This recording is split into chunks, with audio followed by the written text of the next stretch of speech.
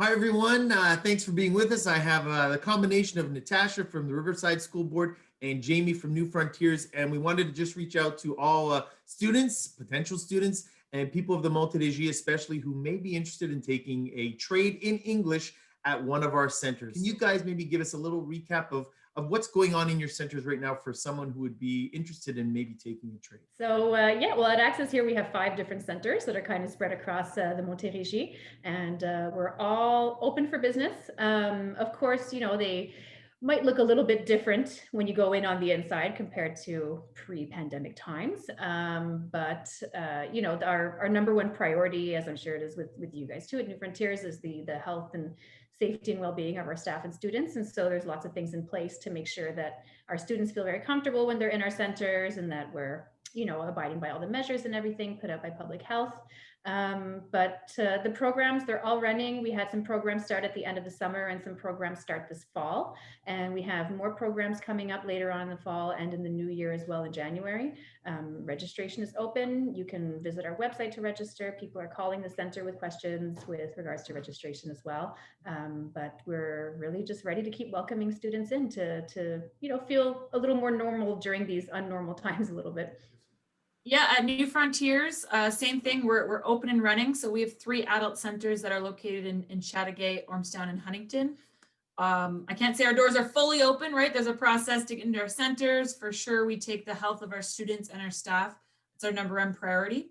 We are offering, right, a type of hybrid model in the sense where we have part online, which I think Riverside's the same. Anything that can be offered online, we're doing online to restrict as many people in the center as possible.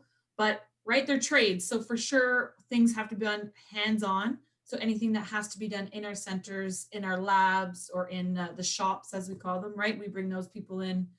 We take the precautions, the masks, the hand washing, right? We're pro on those steps.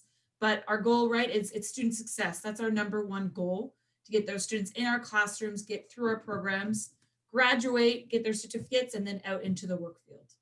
And I thought, let's play maybe a game, maybe something a little bit more lighthearted, because things are pretty serious right now, and I figured we can maybe. Are we going to do an acronym game to teach everyone about the multiple thousands of acronyms we deal with? I don't think we have time. I don't think we'll have time. That would be a game that would be never ending, and I'm not sure everyone would be kind of interested in that one. But we can think about that for the next time. I was thinking more of a choice game, or maybe something a little different, that we're trying to reach out and break some myths. And during this time when, there's a lot of choices to be made, let's talk about trades and let's talk about CEGEP. So if I throw out a statement, let's call it the MythBuster game. It may be a myth or it may be true. And you guys can maybe talk to me whether you believe it or maybe you have a different answer. So if I threw out the first one, you cannot get a real degree from a trade school. I've heard that. I think some of us heard a real degree. What would you say to that? Is that a myth? Is that not? And what kind of answer would you have? Myth. Myth? Okay. Why is that? Major myth. Major myth. Oh my gosh. Well, I mean, there's so much possibilities when you come and study a trade. You get your diploma of vocational studies, and it opens doors to that trade that you're studying. And so these programs are offered because there is a big demand for these trades right now. There are seats that are empty, and that employers are just waiting for people to get certified so that they can come with their diploma and come start work in that field.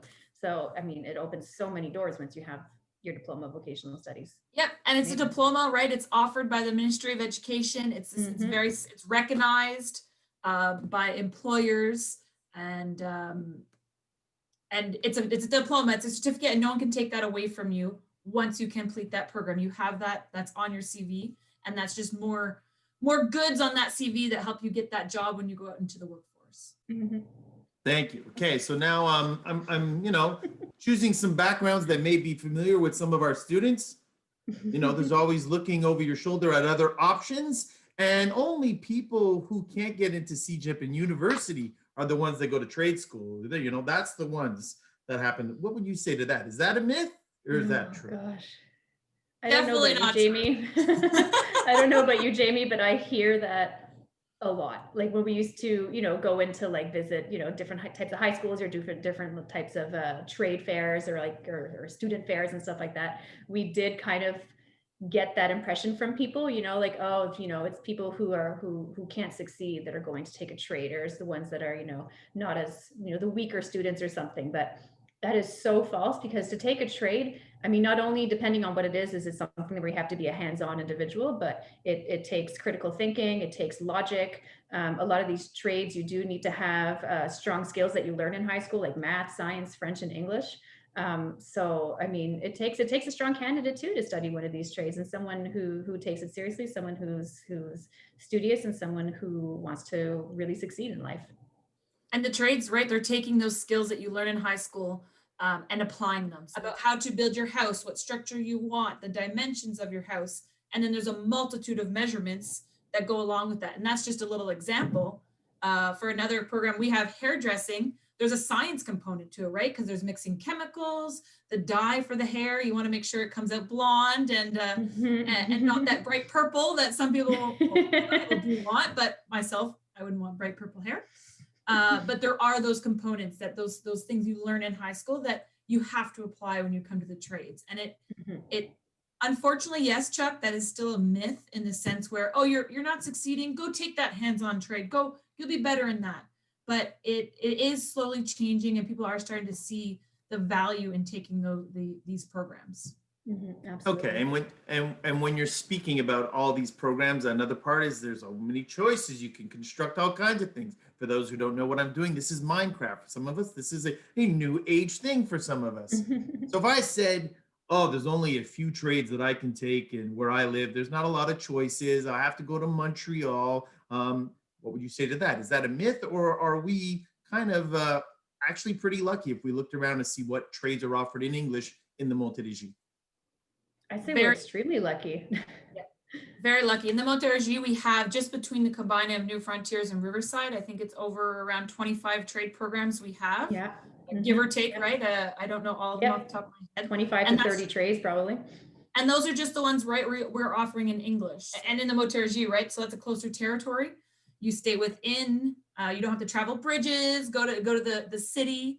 Most of the time you probably can travel and not have to leave home, kind of thing. And I think now at this time too, people appreciate not having to travel too far as well, so knowing that something is so close to home and is so accessible is just an added bonus. And when we came back to the point before too, and earlier when we were talking about how everything's kind of offered hybrid now, so you do have kind of that comfort to be able to study at home, and then also the ability to go into the school and actually do, if it's an exam or a lab or something like that for your program. And we've seen too that from some of our students as well. I think that coming to school now physically into a building for some people might feel a little bit scary, given the times that we're in. But what we've heard from our students is that they actually enjoy coming into school. And I'm sure it's the same with you guys, because we're living in a time where we're kind of disconnected from people, and it's kind of nice to actually see people face to face and create new connections with people. So they like kind of having that hybrid balance. All right, next question. If I take a trade, I'm going to be stuck in this job forever. That was a reference for some who may got it. If not, then watch some popular TV. Would you say that's true? Do you think that if you start with a trade, you're going to pigeonhole yourself into the next 30 years of your life? Or does that just open up a lot of opportunities? Myth, or is it a fact?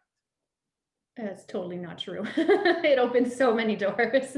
Like just an example, let's say if we were to take our two school boards. So you guys get, you mentioned you offer carpentry, and we offer bricklaying, two really strong construction programs. Someone can go into bricklaying, get their diploma in that, and then think, wow, I'd like to go further. I'd really like this kind of trade, with manual trade where I get to use my hands. What else can I do? And then maybe they decide to then go into carpentry, and they can do that. And then they just kind of like add another notch on their belt and something related to their field. Depending on the program, it's 3 months to 18 months, depending on what you're wanting. Within those programs, there's different modules you cover. So you're not only necessarily learning your one skill or your one trade throughout the program, there's also job explorations, talks about if you wanted to start your own business within that trade industry, right? There's a lot of different things, and you learn those little skills that could apply to other fields of working. So let's say in welding, right, you learn a little bit about welding, but there might be some other things you learn there that you could go work on a job site and do other skills as well. But welding brings that extra level of what you would have others don't. Yeah, there's All definitely right. a lot of flexibility in those. And I mean, they're super affordable as well. So you could go and do a couple different diplomas or explore different options afterwards too. And you're not breaking the bank either, which is really nice. It's way more affordable. So Natasha, you also brought up money, right? So that's one other thing. Wow. If not all of us can be paid to be a tiger trainer like some people, but the other myth that I hear is you won't get paid well if you take the trade. Oh, you'll get a better, higher salary when you go do this, that, and the other. There's a lot of data out there that maybe not the same truth that we thought before. So is that a myth or is that true? You take a trade, you won't get paid as much as if you do something else.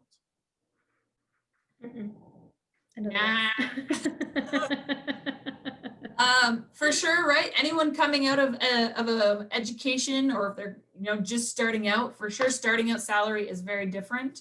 But there is tons of options. Our loans and bursaries available to our students, which people aren't aware of. That you to just take our program, there's loans and bursaries, and our price is significantly lower to take a trade program than a tuition at a university as well. Like you said, you're not going to rack up a ton of student debt compared to if you go into like a different higher education, like university or something like that. The trades are very affordable. If they're not affordable for you, given your situation, like you said, Jamie, there's loans and bursaries.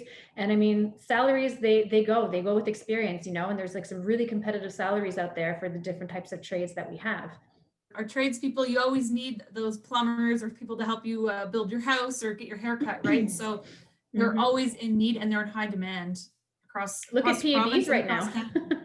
Yeah, like look at PABs. I mean, God, we need them more than ever now, more than anything, and that's always been a trade that there's always been a lot of demand for across Quebec, but more so now. And their salary, thankfully, is now a lot more competitive too, which is great. They're doing some really hard work and they're getting paid they're getting paid much more decently for it now. And I think if you took the time to really look at it and you look at who's working out there and who is essential and who is really needed when we're trying to make our society move forward, I think the tradespeople have hopefully been more and more valued by society as a viable option for a lot of different people as something they should do looking forward. So I wanted to thank both of you. Was there any parting thoughts you wanted to say to students out there or anyone who's watching who said, I might take this and they sound like very nice people at both of these school boards? I guess they should just call the centers and that's the best way to kind of start the ball rolling, or go to the website, I imagine, right? Yeah, check out the websites. I mean, Us for Access, iambrilliant.ca. They'll see all the programs we have there. They'll see all the services that we have there as well. We have some great academic advisors. If ever they want to give us a call and talk to them, they can answer all their questions. I mean, there's nothing that they can't answer. They know everything about every, little in and out of every single program. And that, there's lots of options out there. There's lots of options out there for everyone, depending on, the kind of personality you have or what interests you, what your needs are. And just don't be shy. Don't be afraid, and just come and check us out. Yep. For us too, for New Frontiers. So it's nfsb.me. Go onto our site. There's tons of information. You links to the info and phone numbers to our centers. If you want to call and talk to someone, right? It's all there. I like talking to people, so there's phone numbers to talk. But there is articles to read, and you can also do all the process online. My biggest suggestion to anyone out there, right, looking at your future, whatever point you're at right now, if you're just looking at the end of your high school career or within industry right now and you're not sure about yourself, is do your research. Look at what's out there. There is a program for anything. If we don't offer it, there's other places that do offer it. And don't do the regular thing that everyone does. Don't just go on to CEGEP and go on to your university if that's not for you. Really research what you want to do out there, and don't let anyone stop you. Thank you very much, ladies. Have a great day. Thank you, Chuck. Thanks, Jamie. Thanks. Bye. Bye. Bye.